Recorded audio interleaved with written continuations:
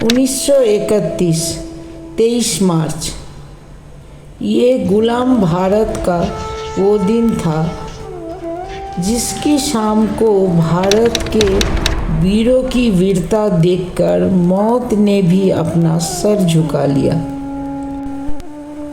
इस दिन की शुरुआत बिल्कुल वैसे ही हुई थी जैसे कि आज हुई है, लेकिन इस दिन को भी पता नहीं था कि आज भारत के वीर इस दिन को एक ऐतिहासिक दिन बनाने वाले हैं और आज का दिन शहीदी दिवस के तौर पे जाना जाएगा। जेल के कैदियों को बड़ा अजीब लगा जब 4 बजे ही जेल का वार्डन चरत सिंह आके सबको अपने कोठरियों में जाने के लिए कहने लगा। उसने इसका कारण नहीं बताया, उसने बस कहा कि ऊपर से आदेश है। कैदी सोच में पड़ गए और अपने अपने कोठरियों में चले गए। इतने में जेल का नाई बरकत फुसफुसाते हुए गुजरा कि आज रात भगत सिंह, सुखदेव, राजगुरु को फांसी होने वाली है। जेल के कैदियों ने बरकत से मनोहर की के यार भगत सिंह की कोई ऐसी चीज मिल जाए जिससे हम अपने पोते पोती को भी दिखा सके कि हम भगत सिंह के साथ बंद थे। ला दे यार भगत सिंह की कोई चीज। चलो मैं देखता हूँ क्या ला सकता हूँ। बरकत भगत सिंह के कमरे में गया और वहाँ से उनका पेन और कंघा ले आया। ये रहा भगत सिंह का पेन और कंघा। मुझे दो। सारे कैदियों में उस पे अधिकार जताने की होड़ सी लग गई। आखिर में ड्रॉ निकाला गया। पूरा जेल शांत हो चुका था। सारे कैदियों की निगाहें बाहर लगी हुई थी। उसी रास्ते से भगत सिंह और उनके साथी फांसी के लिए गुजरने वाले थे। इससे पहले भी एक बार भगत सिंह वहीं से जा रहे थे, तब उनसे पंजाब कांग्रेस के नेता ने ऊंची आवाज में पूछा, आपने और आपके साथियों ने लाहौर कॉन्स्पिरेसी केस में अपना बचाव क्यों नहीं किया? इनकलाबियों को मरना ही होता है, उनके मरने से ही उनका अभियान मजबूत होता है।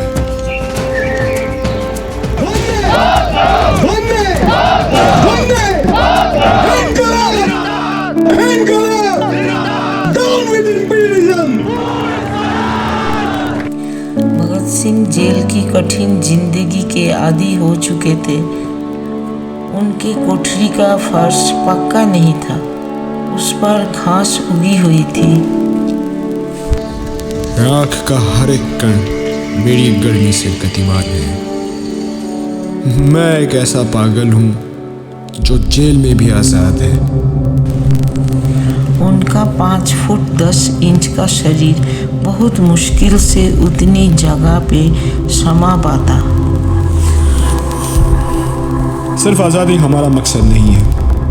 आज़ादी का मतलब क्या है कि हुकूमत अंग्रेज़ों के हाथ से निकलकर कुछ मुट्ठी भर रईस और ताकतवर हिंदुस्तानियों के हाथ आ जाए। क्या इससे आम इंसान की ज़िंदगी पर कोई फ़र्क आएगा? क्या इससे गरीब और किसान वर्ग के हालात सुधरेंगे? नहीं। आज़ादी सिर्फ एक कदम है, मकसद है वतन बनाना। एक ऐसा वतन जहाँ पर हर तबके के इंसान को बराबरी से जीने का अधिकार मिले, जहाँ पे धर्म और मजहब के नाम पर समाज में बंटवारे ना हो। सुखदेव, भगत,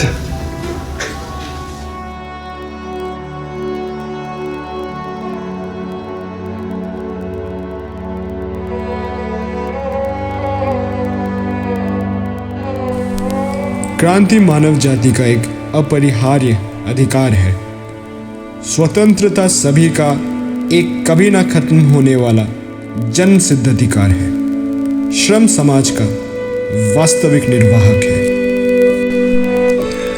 भगत सिंह के लिए लाहौर के द्वारकादास लाइब्रेरी से किताबें आती थी। उनको किताब पढ़ने का बहुत शौक था।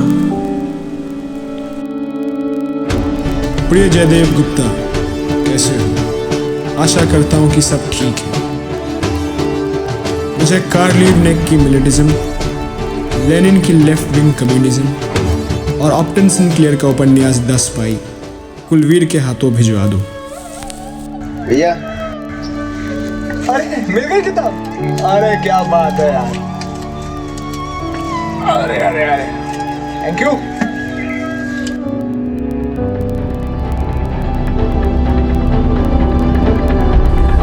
कॉमेड्स, हम सबको मिलकर बनाना है एक समाजवादी वतन, और ये हमारी पार्टी के नाम से साफ झलकना चाहिए।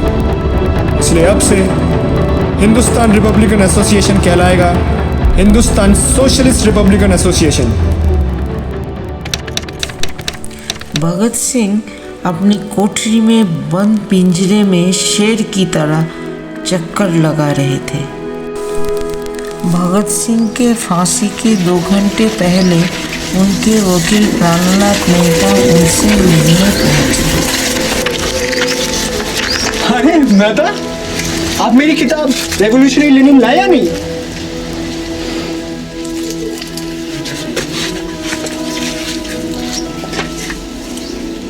क्या आप देश को कोई संदेश देना चाहोगे? सिर्फ 2, साम्राज्यवाद मुर्दाबाद, इनकलाब जिंदाबाद।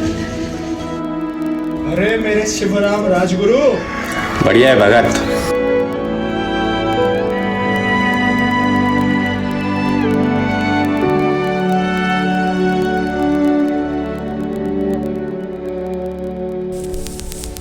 अहिंसा को आत्मबल के सिद्धांत का समर्थन प्राप्त है, जिसमें अंततः प्रतिद्वंदी पर जीत की आशा में कष्ट सहा जाता है।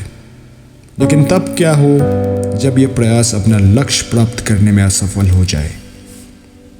तभी हमें आत्मबल को शारीरिक बल से जोड़ने की जरूरत पड़ती है, ताकि हम अत्याचारी और क्रूर दुश्मनों के रहमो करम पर निर्भर ना करें।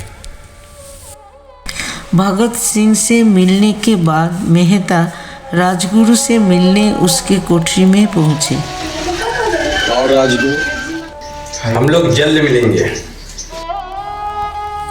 उसके बाद मेहता सुखदेव से मिलने गए। और सुखदेव? एक कैरम बोर्ड है, कुछ महीने पहले दिया था,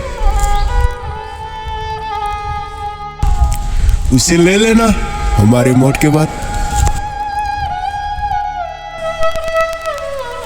भगत सिंह के फांसी के पहले सारे कैदियों को वहां से हटा दिया गया, लेकिन शिव वर्मा वहां से जाने के पहले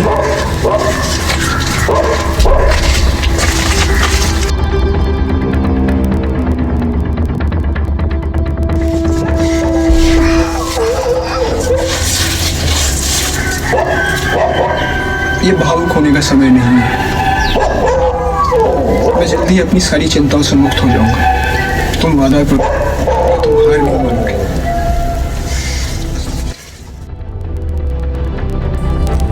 आमतौर पर लोग चीजें जैसी हैं उसके आदी हो जाते हैं और बदलाव के विचार से ही कांपने लगते हैं। हमें इसी निष्क्रियता की भावना को क्रांतिकारी की भावना से बदलने की जरूरत है। मेहता के जाने के बाद जेल अधिकारियों ने तीनों क्रांतिकारियों को बता दिया कि उनको वक्त से 12 घंटे पहले फांसी दी जा रही है। अगले दिन सुबह 6 बजे की जगह उन्हें उसी शाम 7 बजे फांसी दी जा रही है।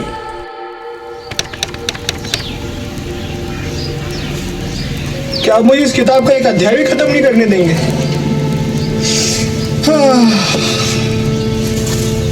चलिए।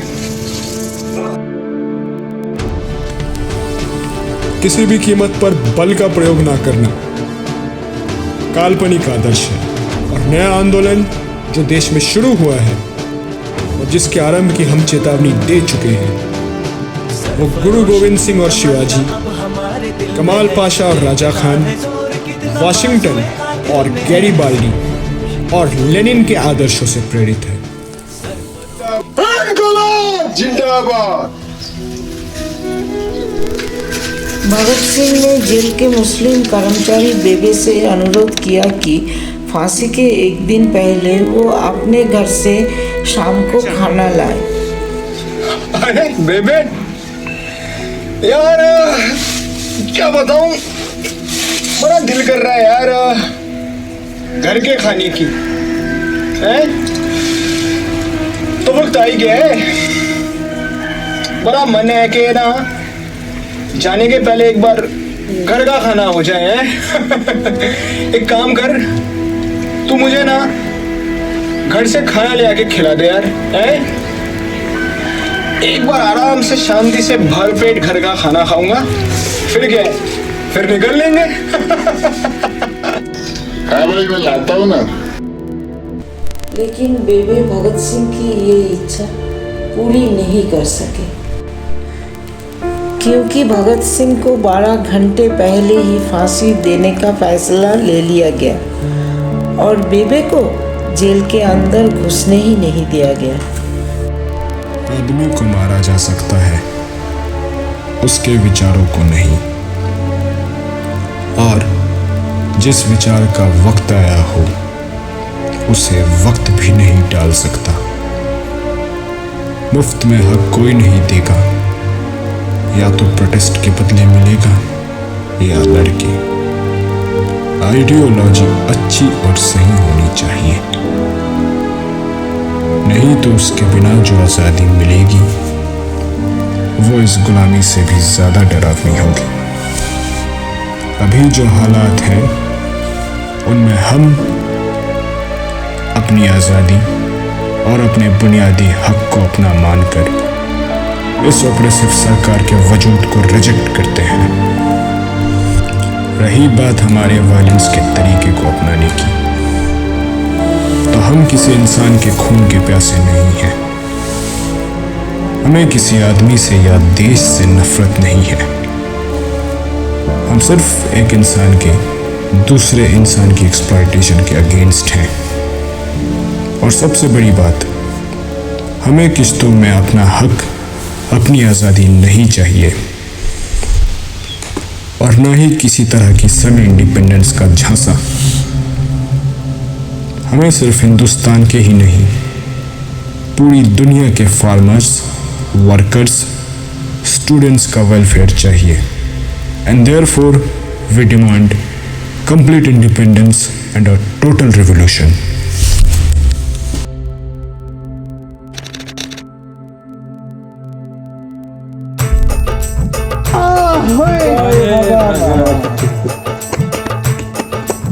और चलते हैं। चलो मेरा रंग दे बसंती चोला, माए रंग दे मेरा रंग दे बसंती चोला, माए रंग दे मेरा रंग दे बसंती चोला, रंग दे रंग दे रंग दे बसंती चोला, माए रंग दे।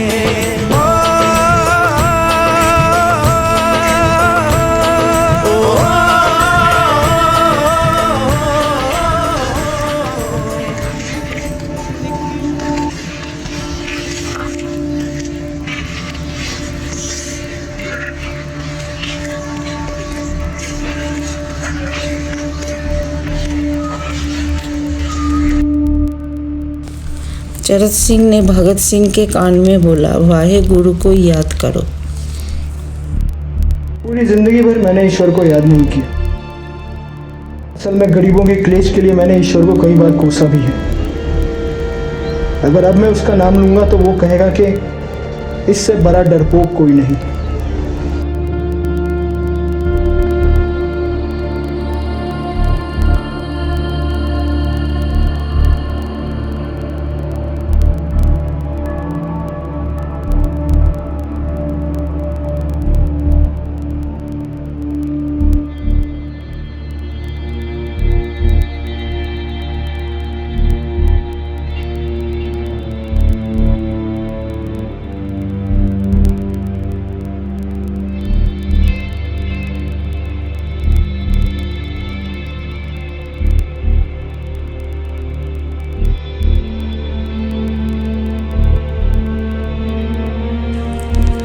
भगत सिंह अपनी माँ से किया हुआ वादा पूरा करना चाहते थे कि वो फांसी के तख्ते से इनकलाब जिंदाबाद का नारा लगाएंगे।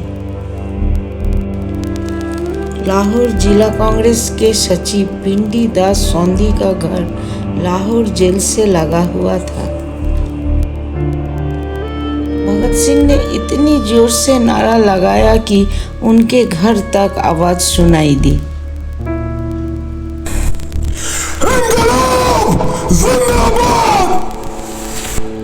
और ये सुन के जेल के दूसरे कैदी भी नारा लगाने लगे।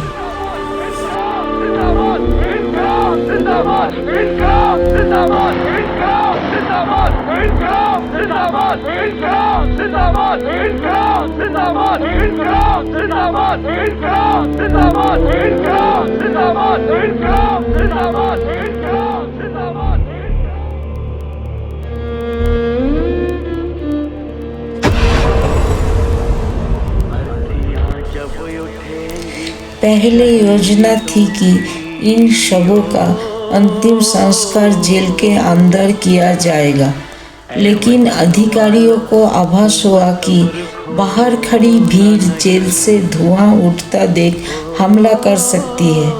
इसीलिए जेल की दीवार तोड़ी गई और उसी रास्ते से ट्रक लाया गया और उस पर बहुत अपमानजनक तरीके से उन शवों को एक सामान की तरह फेंक दिया गया।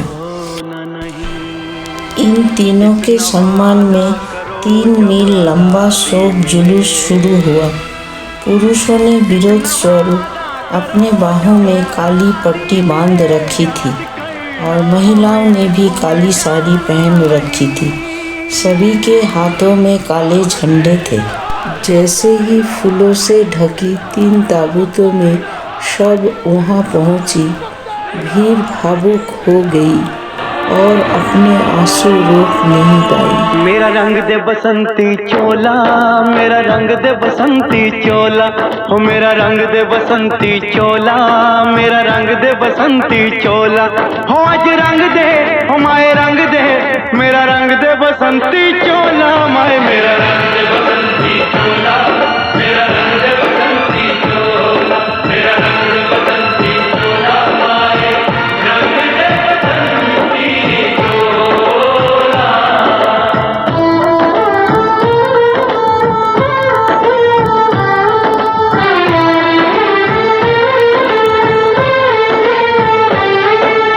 सपने में देखा था जिसको आज वही दिन आया है, सपने में देखा था जिसको आज वही दिन आया है। सूली के उस पार खड़ी है, माँ ने हमें बुलाया है। आज मौत के पलड़े में जीवन को हमने